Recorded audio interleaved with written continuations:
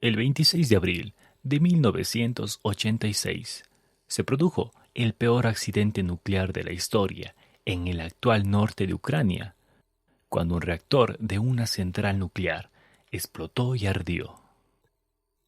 Más de 30 años después, los científicos estiman que la zona que rodea la antigua central no será habitable hasta dentro de 20.000 años. Criatura humana. Esto es El Meraquí de Galo Morocho. Arrancamos. Chernobyl se vio muy afectada por la Segunda Guerra Mundial y bajo la Unión Soviética se convirtió en la base de reparación de barcos en el río Pripyat. Debido a su densa población y un fácil acceso a los recursos acuáticos, fue elegida por el Ministerio de Energía de la Unión Soviética para la construcción de una central nuclear a 20 kilómetros de Chernobyl. Su construcción empezó en 1970. Al mismo tiempo, fue construida Pripyat, la ciudad satélite vecinal, y después de poner en marcha el primer reactor en 1977, la ciudad de Chernobyl tenía 14.000 habitantes.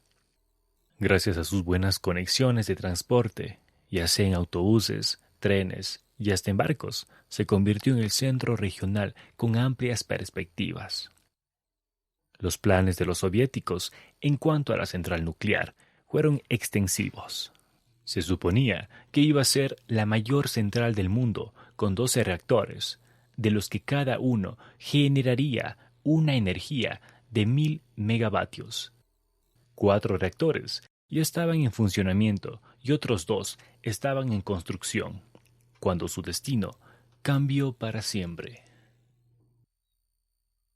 El 25 de abril de 1986 se programó el mantenimiento rutinario del cuarto reactor de la central nuclear Vladimir Ilich Lenin, y los trabajadores planearon utilizar el tiempo inactivo para probar si el reactor podía enfriarse si la central se quedaba sin suministro eléctrico.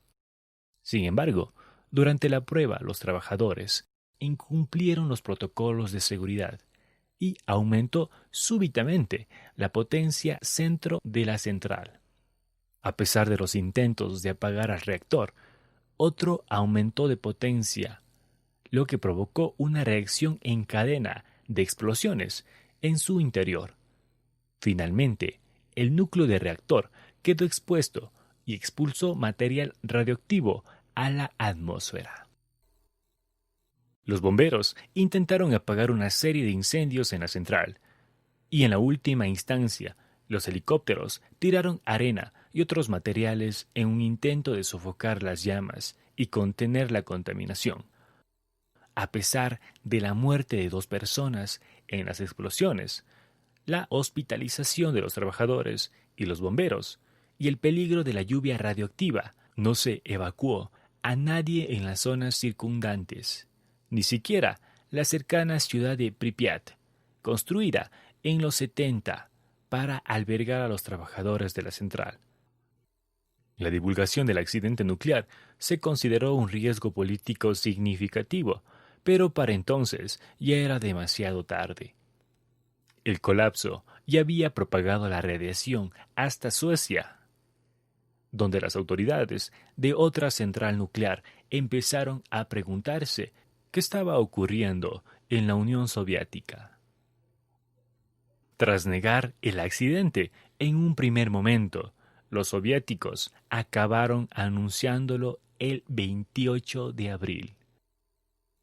El mundo enseguida se dio cuenta de que estaba presenciando un acontecimiento histórico. Hasta el 30% de las 190 toneladas métricas de uranio de Chernobyl estaban en la atmósfera. Y la Unión Soviética evacuó finalmente a 335.000 personas y estableció una zona de exclusión de 30 kilómetros de ancho alrededor del reactor. En un principio, fallecieron 28 personas por el accidente y más de 100 resultaron heridas. El Comité Científico de las Naciones Unidas para el Estudio de los Efectos de las Radiaciones Atómicas ha informado de que más de 6.000 niños y adolescentes desarrollaron cáncer de tiroides tras haberse expuesto a la radiación del incidente, aunque algunos expertos han rebatido dicha afirmación. Los investigadores internacionales han pronosticado, en última instancia, unas 4.000 personas expuestas a altos niveles de radiación podrían sucumbir a cánceres vinculados a la radiación, y que unas 5.000 personas expuestas a niveles inferiores de radiación podrían correr la misma suerte. Las consecuencias totales del accidente, como los impactos en la salud mental y las generaciones posteriores, siguen siendo un tema de debate y estudio. Los restos del reactor están dentro de una enorme estructura de contención de acero desarrollada a finales de 2016. Los esfuerzos de contención y supervisión continúan y se prevé que las labores de limpieza continúen hasta 2065 como mínimo. El impacto del desastre en el bosque y la fauna circundantes también sigue siendo un tema investigado activamente. En el periodo inmediatamente posterior al accidente, una zona de unos 10 kilómetros cuadrados pasó a denominarse el Bosque Rojo, porque muchos árboles adoptaron un color marrón rojizo y murieron tras haber absorbido altos niveles de radiación. En la actualidad, en la zona de exclusión reina un silencio inquietante, pero lleno de vida.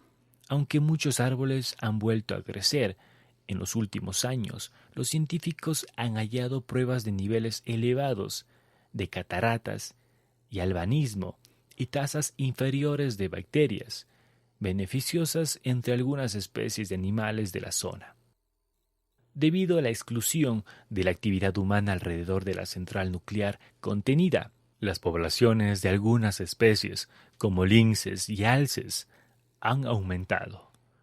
En 2015, los científicos estiman que había 7 veces más lobos en la zona de exclusión que en reservas cercanas comparables, gracias a la ausencia de los humanos. Como te comentamos anteriormente, existen varias opiniones en cuanto al número de víctimas del accidente. Está claro que entre las víctimas directas estaban sobre todo los empleados de la central, al igual que los bomberos, que recibieron una dosis letal de radiación. En los primeros 3 días hubo 200 pacientes hospitalizados, con claros síntomas de enfermedad por radiación, y fueron enviados directamente al hospital, en Moscú, para recibir el tratamiento. Oficialmente, hubo 28 víctimas del accidente de Chernobyl. La mayoría fue enterrada en el cementerio de Mitino, en Moscú. Debido a la alta radiación, cada cuerpo permanece cerrado dentro de un ataúd de hormigón. Oficialmente, el desastre de Chernobyl afectó a vidas de más de 6.000 personas. Los documentos oficiales dividen a las víctimas de la radiación en varias categorías. El mayor grupo está formado por los liquidadores, entre 200 y 400.000. Los soldados que realizaron la decontaminación, bomberos, socorristas y también policías. Además, había un grupo de alrededor de 166.000 habitantes de las áreas contaminadas cerca de Chernobyl. Más tarde fueron evacuadas otras 220.000 personas de las zonas contaminadas de Belarus, Ucrania y Rusia. Hoy en día hay 5 millones de personas que siguen viviendo en las áreas contaminadas. En total, hay más de 10 millones de personas que padecen enfermedades debidas a la catástrofe, de las que 3.2 millones son ucranianos. El resto son habitantes de Belarus y Rusia. Pripyat era la ciudad modelo del gobierno soviético y fue construida en 1970 para el personal de la central y sus familias. El promedio de edad de los habitantes en el tiempo del accidente era de 25 años. Pripyat contaba con todos los lujos de una ciudad moderna. Como lo mencionamos al principio, estación de trenes, un puerto, hospital y también un parque de atracciones. Los funcionarios públicos no avisaron a los 50.000 habitantes sobre la amenaza de la contaminación radioactiva de inmediato. Tampoco les proporcionaron pastillas de yoduro, que les habrían ayudado a combatir los efectos de la radiación. El accidente hizo que el nivel de radiación superara 1000 veces el nivel de radiación natural.